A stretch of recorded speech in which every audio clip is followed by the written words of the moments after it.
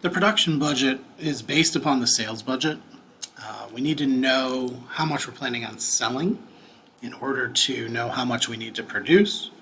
So the production budget must be adequate to meet the budgeted sales and also to provide enough inventory for the next period. We don't want to run out of inventory right at the end of the previous period and then not have anything on hand. So we need to make sure that we have enough for the sales for the current period and enough on hand to prepare for the next period also.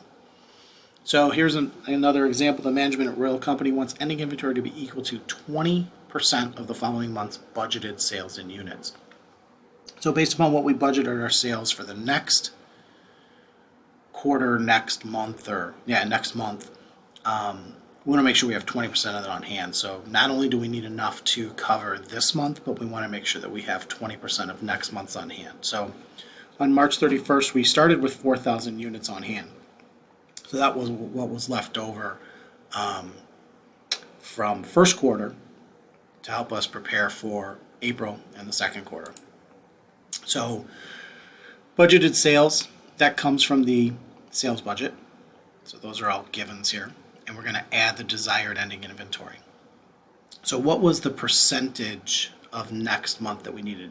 If it was 20%, so if 50,000 is May's budgeted sales, we want 20% of that in ending inventory, so that would be 10,000. So we're going to sell 20, but we want to have 10,000 left over, so we need 30. But we started with 4, right? That was what was left over from the previous month. So how much do we need to produce? So we need to produce the 20, we need to produce the 10. So we need to produce the 30, but we already have 4. So we actually only need to produce 26. So what is the required production for May? So May, we've got the 50,000 that we're going to sell, but we also want to have 20% of next month available. So that's the 6. So we need 56, but we already have 10. Remember, that's the ending inventory from April. That's going to be our beginning inventory in May. So we are required to produce 46.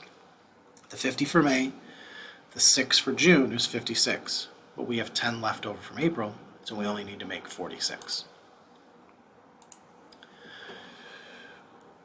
As you go to the next month, this assumed ending inventory, so that's based upon July's sales. So July's sales times 20% is 5. So July's sales must be 25,000. So we think we're going to sell 25,000 in July. We want to make sure we have 5,000 left over at the end of June. The 30,000 is what we're going to sell in June, so we need 30.